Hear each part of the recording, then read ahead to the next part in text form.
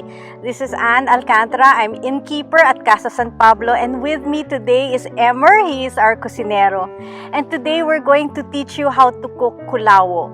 Kulawo is a specialty in the San Pablo, Laguna area as well as in Tiaong, and also in the area of Liliw as well as Pila and Santa Cruz. It's called Minanok in that area. So we're going to show you how it's made. Let's start with the ingredients. First, we have, of course, our nyog. This is the heart of much of the cuisine from San Pablo because we are coconut country. So this is grated coconut. And for today, we're going to use eggplants. Kulawo can be prepared with eggplant, or it can also be prepared with puso ng saging. So today we're going to do eggplant, which we will grill. And then we also have coconut vinegar. And then other aspects that are put in just to season. This is onion, garlic, salt, and pepper. If you really think about it, kulawo is grilled eggplant in smoked gata vinaigrette. So it's a kind of salad. And this is how we make it. We start off, as I said earlier, with grilling the eggplant until the skin is already burned. And then we peel off the skin. In the interest of time, I have already prepared grilled eggplant for you. We've removed the skin and we've mashed it a little bit. The next step is to prepare the smoked coconut cream. The traditional way of preparing coconut cream is really just to squeeze the milk out or to add a little water and to squeeze. But here we take an extra step.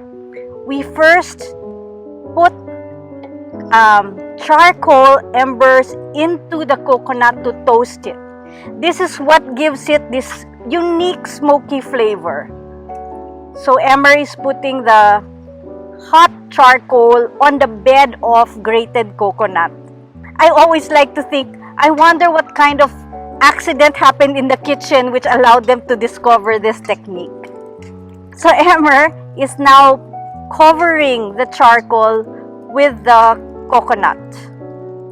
Sabi nila, that's why it's called kulawo, kasi parang tinakpan ng coconut yung embers. So we allow it to toast. If you could smell the aroma, it smells so good. We allow the charcoal now to toast the coconut. So you can see that Emer is choosing the large charcoal chunk because we're going to remove that. Don't worry, we're going to remove this charcoal. You're not going to end up eating the charcoal.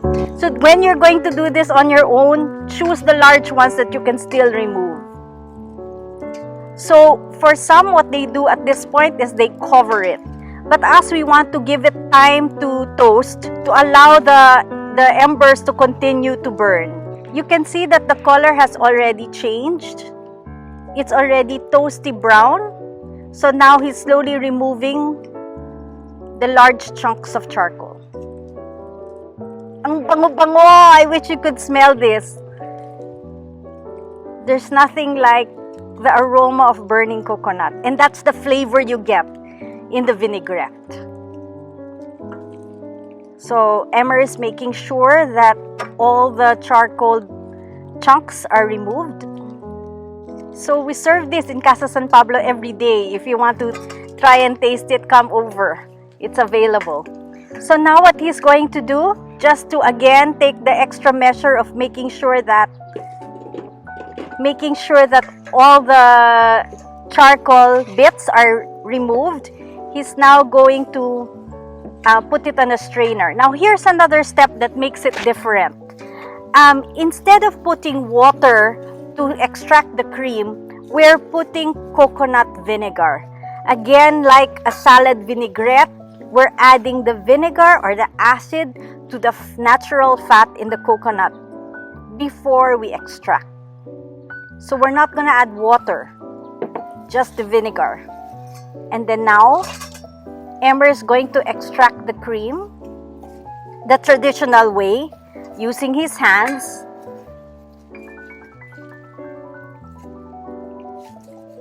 malakas ang pulso ni Emer. So, sa traditional bukid po, hindi kami nag-cheesecloth. Talagang kamay po ang ginagamit. So, sanay na rin. Mainit ba, Emer? Sanay na siya. Hindi naman din ganun kainit. So, he's squeezing the coconut cream with coconut vinegar. So, this is now pakang gata, flavored with smokiness and with vinegar. Just to make sure that we don't have any more charcoal bits left, he's straining it.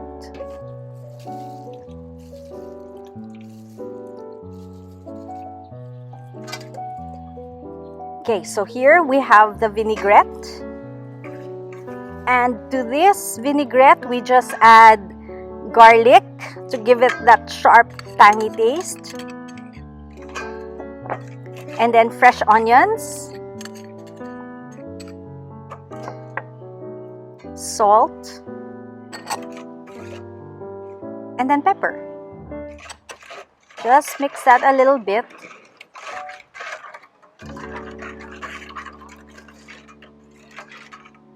And then we pour it in the eggplant. So the eggplant, I love it with eggplant because the eggplant really absorbs the vinaigrette. And it's soft. When you chew, it's a different texture from when we serve it with puso ng saging, which is also delicious, but this is what we do at Casa San Pablo. We can already serve the kulawo this way, but usually we also add sili, red sili. That's to add a little spice to the acid that's already there from the vinegar and the slight saltiness from the smoked flavor. So it really combines so well. So here we eat kulawo with rice. That's the traditional way. Hahaluin yan sa kanin. Ang sarap. But in Casa San Pablo, we did a little bit of an innovation and we're serving it like a dip. So we serve it with bizcocho. This is bizcocho from Chaong. And we put it on top, a little bit like tapinad. But it's smoked eggplant. We put it on top of bizcocho. You should try it. The sweetness of the bizcocho, the crunchiness, and then the softness of the eggplant. It's a really great combination. You should try it. So you saw the process of making kulawo. It's hard to make, especially the vinaigrette part where you have to smoke the charcoal with charcoal that way. And that's why we're making the effort to demonstrate it, to teach it to the next generation. Because now that we're so used to cooking quick meals, maybe people will not make the effort to do it this way.